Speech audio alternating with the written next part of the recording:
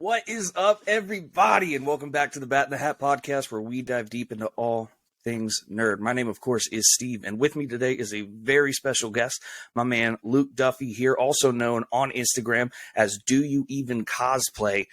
This dude is an insane cosplay, I guess, creator. What would you describe yourself as? I guess an artist, I guess. I have a passion for what I do. It started as just a hobby, like wanting to make costumes and stuff for myself, which kind of just fell into my lap out of nowhere. It was just something I fell in love with. But then people started encouraging me to do it as a business, selling the stuff that I make because people expressed interest in it. And now it's just become a full-fledged business that I do full-time, and I love it. Absolutely. That's super cool, man. That's awesome. Well, first off, again, thank you so much for being on the show. Definitely appreciate that. I'm going to have some fun putting it on old YouTube and Instagram and everything to kind of spread the love. And how are you doing, man? How's everything been? How's your week going so far? I'm good, man. Thanks for asking. Staying busy. Can't really complain about much. How about you? Yeah. It's been a busy one, man. We're doing the podcast. I work a full-time job, and we just started our own. Me and my wife just started our own new business too. So, fun. We're going through it. So, and I just found out yesterday I got to have shoulder surgery. That's going to be fun. So I don't know what that's going to be like, but I need to have other than that, surgery. man, I can't complain. I broke my finger. What happened to you? I broke my finger back in January, which really kind of messed up my my workflow, and it was set weird, so I need to have another surgery to fix it, and that's gonna screw things up again. That's never fun. I used to wrestle in high school, and I used to after high school I did like MMA for a while, and I was fighting, and I messed up my shoulder, but I never had insurance or anything, so I never saw a doctor. And then I finally, go to a doctor and stop being like too cool to go seek medical attention, and he's like, yeah, you have a giant like bone chip just floating around in your shoulder. That's why it hurts all the time. And I'm like, awesome. Cut it out of me, please. So that's going to be fun. Other than that, man, I mean, I really can't complain. I'm blessed, and this is a great time right now, especially to be a comic nerd. And absolutely. One of the big things I wanted to highlight is, now I'm a DC guy, 110%. I've always been, since I was like 9 or 10 years old, when I first read The Dark Knight Returns, I've been a Batman, DC obsessive my entire life. But your new Daredevil, what do you call it? The cowl, I guess, the new Daredevil cowl, half mask that's yellow to kind of bounce off of the She-Hulk appearance he's going to be making. Talk about that, man. That thing is so cool looking, so amazing. So the Daredevil helmets, those are things that I just started making because I've been making them for a few years now. I think someone commissioned me to make one. And I mean, I've always loved the look of the Netflix costume. I think it's a really, really great translation from a comic design to a modern tactical, like it has the perfect balance of being tactical and realistic while also still resembling what Daredevil, should look like. And in season 1, the helmet was the one part of the costume I wasn't super, like, I didn't like it as much because there was just something about it that looked kind of weird to me. And then in season 2, when Punisher shoots him in the head and he needs to get a new helmet. The black they had around the neck. Yeah, I don't know what it was in season 1, but they had like this. Yeah, it came down in a weird way, and it looked so bizarre. And I think the nose also, because in the comics he doesn't, his mask doesn't cover his nose, and they were going for more of like a Batman look where it came around his nose. It looked kind of like big. It looked kind of like bulbous, and there was something about the shape I just didn't like. And then in season 2, when he gets that new helmet, I loved the design of it, and so I was making these helmets for a few years, and then the trailer for the show came out, and they were for She-Hulk, and there were rumors that he would have hints of the yellow on his costume.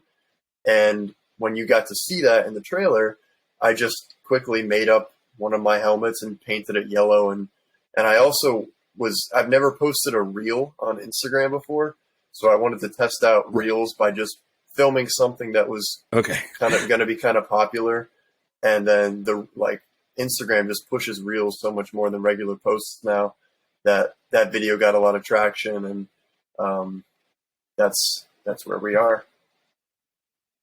That's pretty awesome, man. It looks great, and I know that. So he's going to have the classic costume, because when Daredevil first came out, he was in that yellow and red, it was more yellow and black, I think, costume. And in the Daredevil Born Again series that they're bringing back, he's going to have his black costume from the Frank Miller run. So interesting. I'm pretty excited to see that black with obviously the red D in the chest, and I think that's going to be really cool. So I can't wait to see that. It definitely looks great. I like that you kept the red lenses in there, because it's just something about it makes it so mean. I know. I'm love staring those. at my phone right now, looking at the video. I know it's not going to show it well on camera, but wow, look at that. It is so cool. I absolutely love it. And keep in mind, guys, we're going to have links down below to all of Luke's socials, especially his Instagram, as well as his store. Thanks. So any of you guys who want to pick this kind of stuff up, I don't know what kind of production you have as far as how fast or how many you can get out, when orders come in. But if anybody wants to order stuff off of Luke's store, we'll definitely have that link down in the description. The big thing that I wanted to talk about was, being a DC fan, your Robin cosplay, which I think is amazing. Oh, thank you. And I guess what I'll call the trio of my favorite characters, which is Jason Todd Red Hood, Red X, who I, of course got the cool. X's tattooed on the backs of my hands for the Red X, and Slade Wilson, Deathstroke. I mean, these three helmets, while they're the same overall design, and I'll kind of show the camera here in a second, while they're the same overall design, they look so distinct with the way that you have them done, and man, do they look so cool. I absolutely adore them. Thank you, man. I appreciate it. Oh my gosh. So tell me, what was that was a design of yours, right? That was something that you had created and kind of take a little ownership in the design. So tell me especially with the Red Hood, tell me what the difference in your design is. What kind of makes it Luke Duffy's design? So when I started doing prop making as a job, even before that, as just a cosplayer, Red Hood was the very first cosplay I ever did, and I went very amateur with it, as a lot of people do when they're starting out cosplaying. I bought like a bunch of motocross armor and just like cheapo Amazon stuff to build my own look for the character. And is the connection all right? It looks like it cut out a little bit. No, yeah, I can hear you all right. Sometimes when we're doing the actual live portion, it depending on your internet or my internet or something in the connection, it can look a little weird. But rest assured, when it uploads and it's done, it looks pretty all right. So just go ahead and keep going. I'll let you know if anything happens. So yeah, my very first cosplay, I could pull up a photo of it real quick. It was Red Hood, because like you, Red Hood was a character that I really appreciated and liked. I really thought it was cool that Robin essentially became, with Dick Grayson, he kind of left Batman and became his own hero, but Dick Grayson was always kind of, he's been compared to as like a Boy Scout, where he's not willing to take the risks or push the boundaries like Jason does once he becomes Red Hood. And just his whole character arc was really cool to me. And his look. His look is very iconic, with the red helmet, the leather jacket, the armor. It's just an iconic character and very popular amongst cosplayers. So I really wanted to tackle that with my own design. So I wanted to capture that classic comic look, mostly that under the Red Hood style. I really, really love that animated film. That was kind of my introduction into the character. So I wanted Jensen Ackles, man, that was a classic. It's so movie. good. I rewatch it constantly because it's just such a great. It's my favorite like DC animated film, and it just nails the dynamic between Batman and Red Hood. So I wanted to have that round kind of comic look with those white eyes, but add a few touches of realism and making it feel sort of modern with my own twist to it. So I got a lot of inspiration from sports cars where they have these air intake vents on the side. Um, because Right. from wearing a Red Hood helmet to conventions, they can get really hot. It's really hard to hear inside of them, and you get disoriented. So I put in vents for the ears so you could hear a lot better.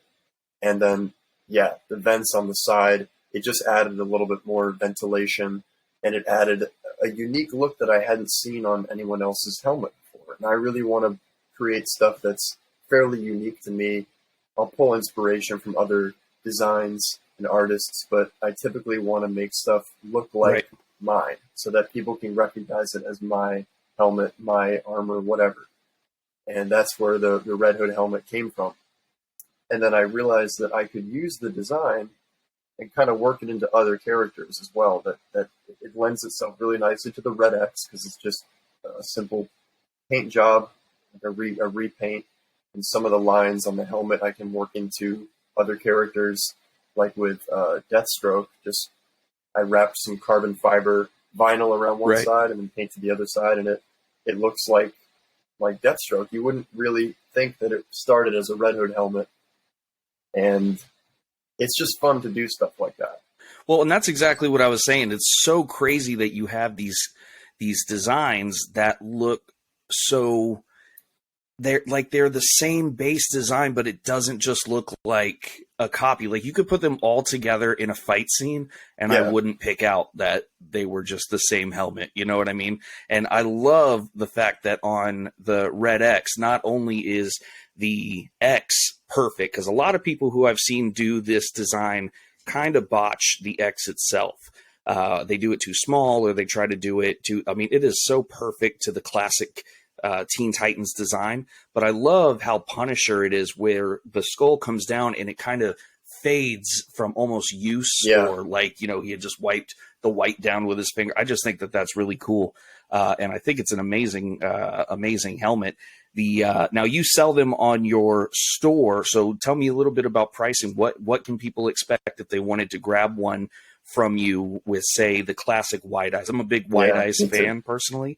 So if somebody wanted that kind of classic So- Wide Eyes look, or if they wanted to do a display on their wall of, like, you know, these characters' helmets, what could they be expecting? So all of my items are made to order. So if someone places an order, I make it specifically for them. I don't really make a select few and then list them and then sell them to people. People have the option to request what they want. So if they want for the Red Hood helmets, for example, if somebody wants a glossy version, they'll order specifically a glossy one. If they want it to have weathering on it, they can add that to it. If they want it to be clean, they can customize it to be what they want it to be, to suit like their needs. And I also take custom requests. That's awesome. So if somebody wants to shoot me an email, specifically say, can you keep one area, like I've had someone request that the cheeks stay black on the Red Hood helmet, similar to the Red X one where it kind of comes down to this shape. They want the red to look like that instead of it all Right. being red. So I can do stuff like that as well. And my pieces range. That's from, very cool. I like the that. Daredevil helmets. Those go for like $90, and then my chest armor, those range upwards of $300. And it all depends on the time that goes into them. Yeah, there's one example. It just goes into how many hours I spend on a piece, what the material cost is, because Right. as I've been progressing and learning more as an artist, as a prop maker, I've dived into using other materials. Like I do a lot of resin casting now, and some of these techniques are costly, so I need to add that into my pricing. And compared to other people's stuff on the market, I find that my pricing is very fair because I don't want to overcharge anybody, but I also want to make a profit, you know? Oh, absolutely. I was actually, when I first browsed your site, now 6 months ago. I don't remember the first time I messaged you, but the first time I browsed your site, and I was like, I have to have one of these. And if it weren't for all of my money going into this podcast and the business we're doing, I would have already bought one of each from you. Believe me. I was so amazed at it. It felt like such a deal. I was almost worried in a weird way about like, oh, is like how much work is put into this. But then I saw some of the customs you had done on your site, and I was blown away. So for what you can for what you can get, especially if somebody wanted to do a head to toe Jason Todd Red Hood from you, I think it's absolutely. I mean, you talk about fair pricing. I genuinely, and this is not just for having you on the show, I was genuinely impressed. I think it's incredibly fair because I've seen some prop makers and some designers out there who charge an awful lot. I mean, we're talking $400 or $500 for the helmet and, that's just, in its base, form. As someone that knows the craft, that's a bit crazy to me. Some of the prices out there, like I get that these things are time consuming for the artist, and you get what you pay for. You want a good quality piece, and I always try to make my stuff good quality as much as I can. But sometimes I'll browse occasionally at what other people are offering just to kind of, because there's a little bit of competition out there. And sometimes I'm just kind of like, holy shit. Like, because I used to sell on Etsy before I started my own site. And Etsy now, I mean, their fees are ridiculous. Like when I did my taxes a couple of years ago and I was still going through Etsy and I was just looking at how much of the fees accumulated, I was just kind of like, that's absurd. And a lot of sellers now are almost like boycotting the site because it just seems super unfair. But even when I was selling on there, unfortunately, that's the case with a lot of these sites right now. eBay, whatnot. I mean, no matter what site you're going through, because comic books, Funko Pops, collectibles, cosplay, especially Etsy with it being mainly handmade or personalized or customizable items, they just keep every year, it feels like, hiking it up and hiking it up and hiking it up, and it makes it unsustainable for somebody to run a small business through those sites. As a owner of his own site now, there's a lot more responsibility there for me. But at the same time, there's so much more freedom for me to really make it what I want it to be. I don't have the only real fees that I have to pay are for the payment processing that I use, whether it be PayPal or another one. That's basically it. So it's like Etsy was charging me for like advertisement fees and all this crazy shit, and I do just fine through my own social media to advertise. Like, I think I have a good audience. I get a consistent amount of orders in. So it was just time to move away from that because it was getting crazy.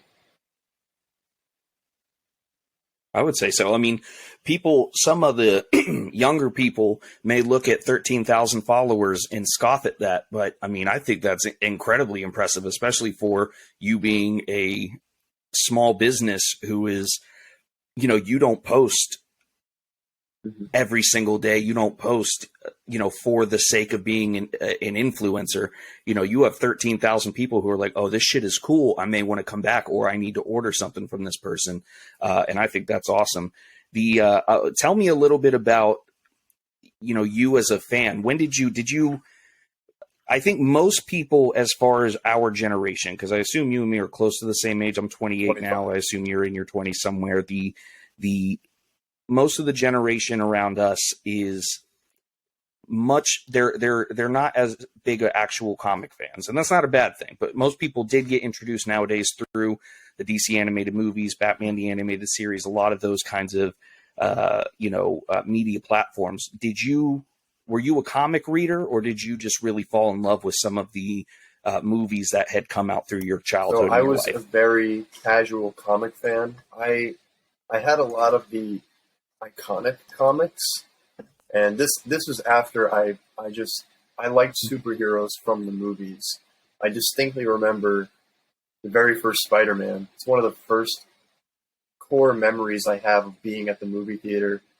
And that movie kind of changed my life. Like, I knew of Spider-Man, the character, but it wasn't I mean, I think for a lot of people, that first movie just exploded Spider-Man into the mainstream because it wasn't like they could have totally ruined that movie. It could have been terrible, but like that movie made you believe that Spider-Man was real, especially as a kid. The effects were crazy at the time. Yep. Tobey Maguire was like, he just, that made me fall in love with superheroes. And then I loved Batman the same way. I got into the Batman movies and through whether it be action figures, Saturday morning cartoons, or the movies, I loved superheroes. And then I would get into the comics when I was a little bit later in life, like early teens maybe, and I would start reading more of the iconic comics, like the Civil War comic, mostly a lot of Batman comics, because I kind of found myself more drawn into DC's comic world because I just felt that they were more mature and grounded and sort of they dealt with darker themes that kind of I just liked that more. And Batman's aesthetic, even though Spider-Man's my favorite superhero, the aesthetic of the Batman universe is I love that. I love the dark kind of grimy nature of Gotham City. I love Batman's villains are just incredible.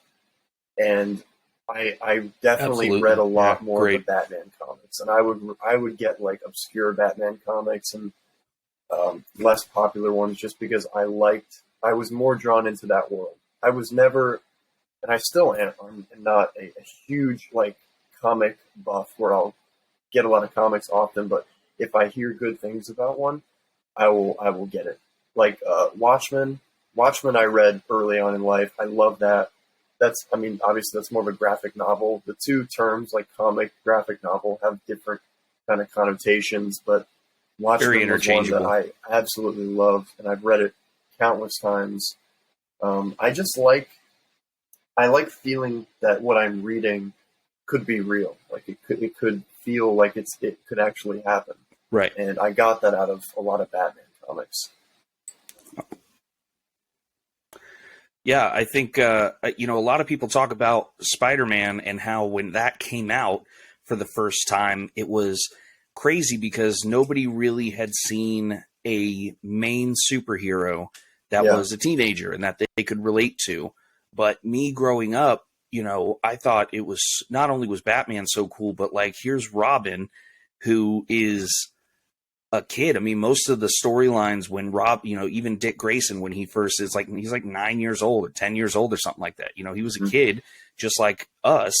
And I was like, oh man, this dude, found this hero who would look after him and then taught him how to kick ass. And to me, I was like, that's badass. Like, I want to go kick ass, but I also knew that I was not brave enough to do it myself. So I used to be like, how cool would it be if like a hero was like, I'm gonna take you. I mean, that I guess sounds creepy, but the concept of a kid who could live in that world and hold their own. And I just loved it. I thought it was so cool. And that's one of the biggest reasons I'm such a Jason Todd fan. I'm oddly enough one of those people who I think Tim Drake may actually be my all-time favorite Robin, but I've been reading comics for my just entire life.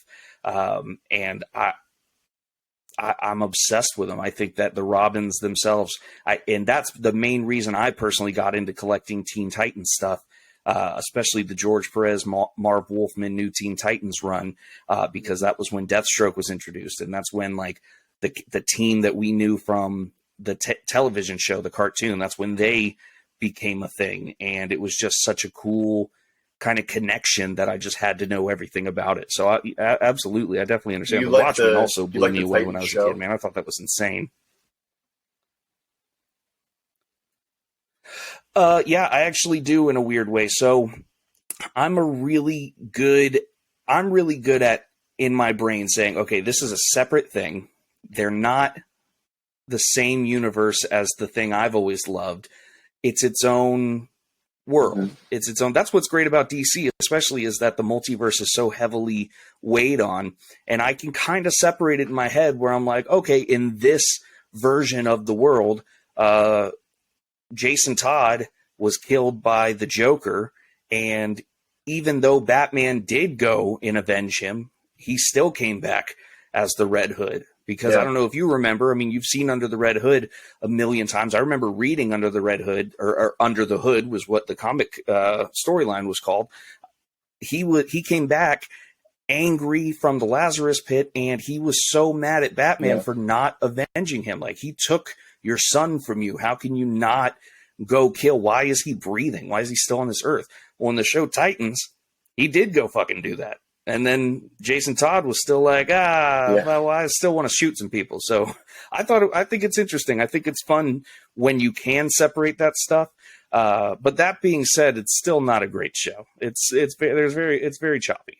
Personally. I think my issue with it is, it's the first time a lot of these stories are being put into live action, and I feel like a lot of people, this might be their first experience with a lot of these iconic characters and storylines. And the show, while this aspect of it is my favorite part, the whole like Bat family, the Batman world, like that's kind of my favorite part about this world in general. A lot of these other characters I feel like get sidelined in the show, like Beast Boy and Starfire and Raven. I feel like they're not focal points of the show the way that they are in a lot of the comics and the cartoon show that everyone loves. That's so well done. And I think Bruce Wayne in the show is, I'll be frank, he's probably my least favorite depiction of Batman or Bruce Wayne ever, because he seems so unstable and cold, and he doesn't have any qualities where I can see this guy as Agreed. Batman. I just see him as like this weird, rich, like psychopath. Honestly, like he's very, very strange in the show. But however, the parts of the show that I love are the design of it, the costumes, the sets, the way it looks. I think is gorgeous. So when I'm watching it, every time there's a new season, I'm like, oh, this is going to be the one. This is looking to be so good. And then things will happen. Like with the way they handled Jason Todd's origin into the Red Hood, I was like, no, what? It's like, it just, but those are my own expectations. And if people are enjoying it, then that's great. I wish I had the luxury of being able to separate it like you do. But for me, I'm too much of a perfectionist where like, I'd love to see that the first time these characters are on a live action show or movie, they're really putting their all into depicting these stories the way everyone's kind of used to seeing them. But I digress. No, I think that's honestly a really great point. I think that, and I didn't think of the fact that this is a lot of people's introduction to these characters, and they are so far off from who these characters are. Like, I have been around these characters and stories so long that I can be like, oh, this is a weird spin. Like, this is a fun, like, what if almost. This is like a cool other worlds. But, it is like people's first introduction to some of these characters, especially like Deathstroke, who has only really become popular again in the recent years. That it is a weird, like, I think they handled Deathstroke pretty terribly, in my opinion, on the show. So that's interesting, thinking about how not only is it their first live action adaptations, but people who may have only come from the animated show, which I think was so good, now seeing this version of them. So that's pretty interesting. I definitely wanted to ask a few things about the business and where you thought that it was going to go from here, man. Like, is this something you're wanting to do full time someday? Is this something that you're wanting to, take even bigger, or how are you feeling about it? See myself working, like, the dream for me would be to work on like a feature film, like a big budget movie. I would love that, because I feel like I have a lot of different skills that I've needed to just learn by myself. Like, as a one-man business, there's a lot of different elements to doing this stuff that are all on me. Like I draw. So like I draw the concepts for items that I want to sell. I design the design like the artwork for my thumbnails for YouTube. I have to learn how to 3D print and 3D model stuff and mold stuff and paint and all this stuff. And I also love filmmaking. I love watching behind the scenes videos. I love the filmmaking process. Going to film school was like my dream, and I just love everything that goes into making a film.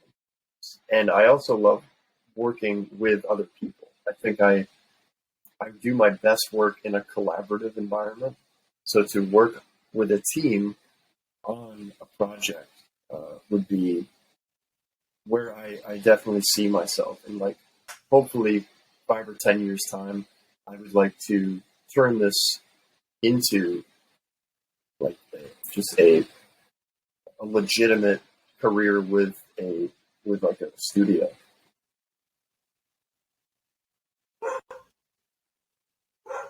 That's awesome. Yeah, I think that'd be super cool, man. And again, I love it. I'm a big fan. I couldn't wait when we started bringing the podcast back and deciding we were going to go a little harder on the podcast and making sure we were, I don't know, putting our foot to the pedal a little more. You know, we had a rough time, just me and my co-host doing stuff personally. And then we had, COVID and just so many things derailed us. And when we came back, we were like, all right, no more excuses. And the first person I thought of, I was like, I gotta get Luke on this. Like, I just want to talk to him about this stuff. I want to like show off to anybody who is listening these designs and like how just fucking cool it is. Like, I see a lot of, and I hate to be that person because I think cosplay is about self-expression, and I think that it's a lot about having fun with it. But there's also just a lot of really shitty cosplay out there, and this stuff looks absolutely movie quality, just banger work, dude. And I really think it's great. For those of you out there, fun fact, me and Luke, the only reason I really got put onto him is two of my best friends in the world are Nick and Melissa Brady, or Melissa, who is soon to be Melissa Brady. Yes. And she is your stepsister. Is that, is it stepsister? So their wedding is coming up soon. And we were actually, I think we were like playing Fortnite or something, because I don't get on video games a whole lot, but whenever we get the chance, because they live in Missouri and I live in Florida, and you know, we try to get on playing a game together every once in a while. And so we got on, and I don't remember what we were talking about, but Melissa was like, yeah, my stepbrother makes this cool shit, and you should talk to him about this. And she sent me your Instagram tag, and I freaked out. I was like, how have you never, I've known you for 10 years now, and how have you never brought this up to me even a little bit? So it was very cool. And I'm actually flying out. Are you going to be at their wedding? I'm flying out next month to be in their wedding. Yeah. So that's going to be very cool. So I'll get to meet you in person and get to see them in Connecticut. Connecticut, is that where we're going? Somewhere? Yeah. But it's definitely kind of a weird kismet how I stumbled across your page. But again, big fan, and thank you so much. I'm not going to take up any more of your time. It's been so much fun getting to hear your perspective on this. Guys, all of the links to Luke's social medias, his store, everything is going to be down below. Make sure you're checking them out. Give us a like, give us a follow, give us all the shit that influencers tell you to do, and make sure you go show some love for Luke. All right? Thank you so much, Luke, and I will talk to you